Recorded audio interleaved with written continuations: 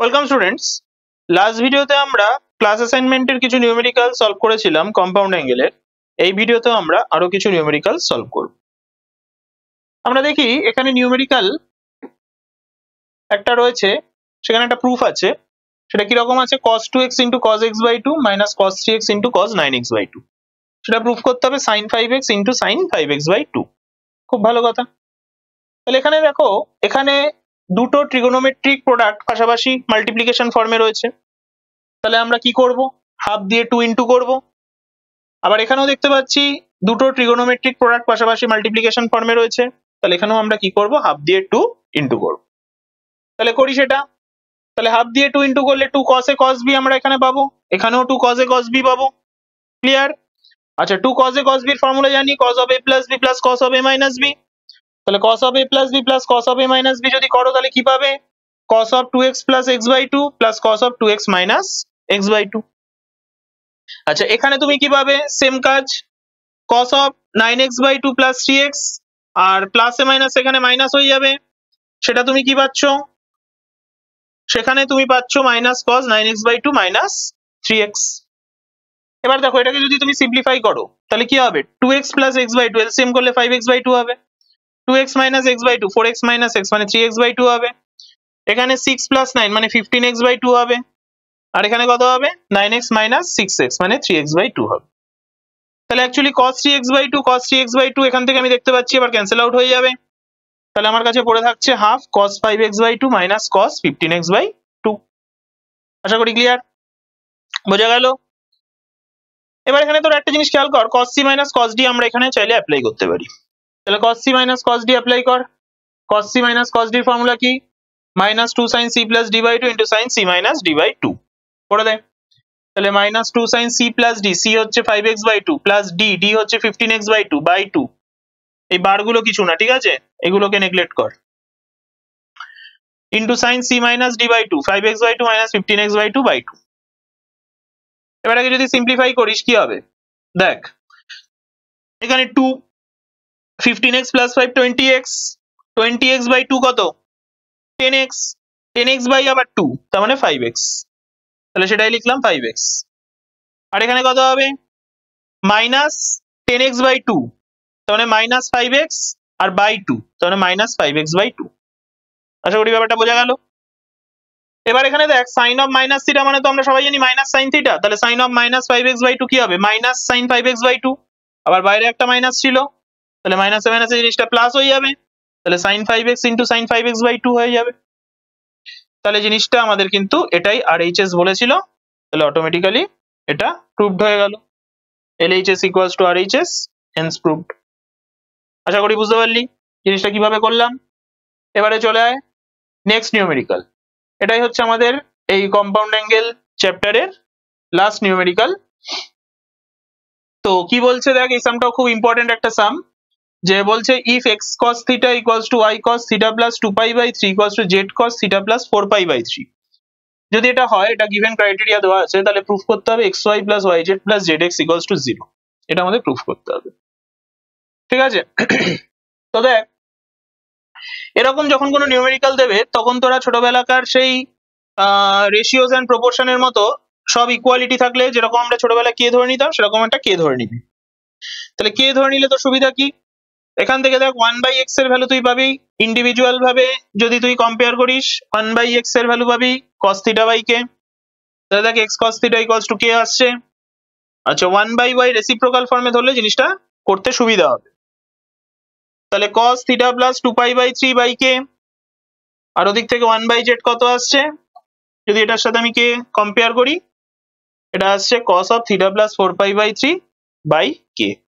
ঠিক আছে, দেখ এবার আমাকে কার ভ্যালু চেয়েছে? xy plus yz plus zx এর ভ্যালুটা আমাকে চেয়েছে। তাহলে আমি এক কাজ করি, xy plus yz plus zx লিখলাম। এবার দেখ, এই জিনিসগুলোকে যখন আমাকে ইউজ করতে হবে, তাহলে জিনিসটাকে আমি এই যে xy এর সাথে ইন্টু 1 আছে, yz এর সাথে ইন্টু 1 আছে, zx এর সাথে যে ইন্টু 1 আছে, সেই 1টাকে আমি চাইলে লিখতে পারি z by z, তাহলে 1।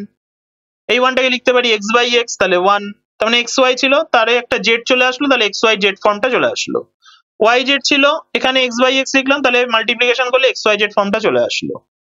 zx ছিল, এখানে 1 চলে আসলো, 1 এর জন্য আমি y বাই y নিলাম, তাহলে xyz ফর্মটা চলে আসলো। মাল্টিপ্লিকেশন ফর্মে যদি দেখিস তাহলে জিনিসটা xyz বাই z, এটা xyz by x, xyz by y। আশা করি ক্লিয়ার। xyz টোটালটা থেকে কমন যাচ্ছে, তাহলে পড়ে থাকছে 1 by z plus 1 by x plus 1 by y। এবার 1 by z plus 1 by x plus 1 by y যেই পড়ে থাকছে, দেখ এই যে 1 বাই z এর ভ্যালু, 1 বাই y এর ভ্যালু, 1 বাই x এর ভ্যালু যে করে রাখলাম, সেগুলো এবার আমি এখানে রিপ্লেস করতে পারবো। এবার চল রিপ্লেস কর, ইকুয়েশন 1 থেকে এগুলো সব রিপ্লেস করে দে ওই জায়গাগুলোতে, xyz বাইরে থাক। তাহলে 1 বাই z মানে কি, cos theta plus 4 pi by 3 by k। 1 by x মানে কি, cos থিটা বাই k। আর 1 বাই y মানে কি, cos theta plus 2 pi by 3 by k। হলো। তাহলে এখান থেকে আমি কি করতে পারি, এই k টাকে একবারে এলসিএম করে বাইরে বার করে দিতে পারি। এবার আমি কি করছি, এখানে যে বড় অ্যাঙ্গেল দুটো রয়েছে, এই বড় অ্যাঙ্গেল দুটোকে cos c plus cos d apply করছি। তাহলে cos c plus cos d যদি আমি অ্যাপ্লাই করি, তাহলে কি হবে, 2 cos c plus d by 2 into cos c minus d by 2। তাহলে দেখ এখান থেকে কি পাচ্ছি, 2 cos c plus d by 2 করলে theta plus 4 pi by 3 plus theta plus 2 pi by 3 by 2 into cos c minus d, তার মানে theta plus 4 pi by 3 minus theta minus 2 pi by 3 by 2 plus cos theta. Right. তাহলে এখান থেকে একটা জিনিস খেয়াল করে দেখ, এখান থেকে আমরা যেটা পাচ্ছি, এখান থেকে কিন্তু থিটা থিটা ক্যান্সেল আউট করতে পারছি। তাহলে কি পাচ্ছি, থিটা প্লাস থিটা 2 থিটা হয়ে যাচ্ছে। আর 4 pi by 3 plus 2 pi by 3 যদি প্লাস করিস, 4 pi by 3 plus 2 pi by 3 কে তুই যদি প্লাস করিস, তাহলে পাবি 6 পাই বাই 3। দ্যাট মিন্স তুই পাবি হচ্ছে 2 পাই। রাইট, সেই 2 পাই। আর এখান থেকে 4 pi by 3 minus 2 pi by 3 যদি করিস, তাহলে হয়ে যাবে 2 পাই বাই 3। তাহলে বাই 2 আছে, তাহলে 2 পাই বাই 6, আর ওদিকে প্লাস cos থিটা। তাহলে এই ক্যালকুলেশনটা আশা করি বোঝা গেল। এটা কি করলাম, cos 2 পাই বাই 3 বাই 2, তার মানে 2 পাই বাই 3 ইন্টু হাফ, তাহলে 2 পাই বাই 6, তার মানে পাই বাই 3। এখান থেকে 2 কমন নে, তাহলে এখান থেকে টোটালটা থেকে যদি তুই 2 কমন নিস, তাহলে কি পাবি, থিটা প্লাস পাই বাই 2, সেই 2 এই 2 অ্যাঙ্গেলের 2 কাটছে, তাহলে কেটে গেলে তোর কি থাকছে, পাই প্লাস থিটা। রাইট। এবার তুই আমাকে একটা কথা বল, cos পাই প্লাস থিটার ভ্যালু কত? cos পাই প্লাস থিটা মানে 180 প্লাস থিটা, 180 মানে 90 ইন্টু 2 প্লাস থিটা, তার মানে জিনিসটা থার্ড কোয়াড্রেন্টে আছে, থার্ড কোয়াড্রেন্টে আমার cos কিন্তু নেগেটিভ, তাহলে মাইনাস 2 ইভেন মাল্টিপ্লায়ার, তাহলে cos cosই থাকবে, তাহলে মাইনাস cos থিটা। ঠিক আছে। আর এখান থেকে তোর আসছে পাই বাই 3, তার মানে cos 60। তাহলে দেখ এখান থেকে মাইনাস, তাহলে দাঁড়াচ্ছে cos থিটা, 2টা ছিল cos pi by 3 plus cos theta, তাহলে cos পাই বাই 3 মানে cos 60, তার ভ্যালু হাফ, এই 2 এর সাথে এই 2 কাটছে, তাহলে minus cos theta plus cos theta, minus plus করলে জিনিসটা কেটে গিয়ে পুরো 0 হয়ে যাচ্ছে, তার মানে RHS চলে আসলো। এটাই আমাদের প্রুফ ছিল, বোঝা গেল, LHS আর RHS সেম হয়ে গেল, হেন্স প্রুভড। ক্লিয়ার। তাহলে আমাদের মোটামুটি বলা যেতে পারে ক্লাস অ্যাসাইনমেন্ট কম্পাউন্ড অ্যাঙ্গেল পার্টের ট্রিগোনোমেট্রিতে পুরো কমপ্লিট হয়ে গেল। So thank you. Hello students, কেমন লাগছে আমাদের ভিডিও সেটা অবশ্যই তোমরা আমাদের কমেন্ট সেকশনে কমেন্ট করে জানাও। আর অবশ্যই তোমরা ড্রিমস এডুকেশন সেন্টারের অফিসিয়াল ফেসবুক পেজ এবং ইউটিউব চ্যানেলকে সাবস্ক্রাইব করে রেখো।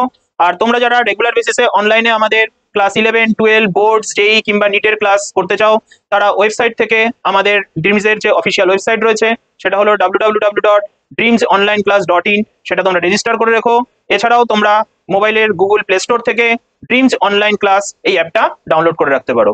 অ্যাপেলের জন্য অ্যাপ স্টোরেও তোমরা অ্যাপটা অ্যাভেলেবেল পেয়ে যাবে। তাহলে তোমাদের সাথে আমাদের আবার নেক্সট কোনো একটা ভিডিওতে দেখা হচ্ছে, ততক্ষণ বাই, থ্যাংক ইউ।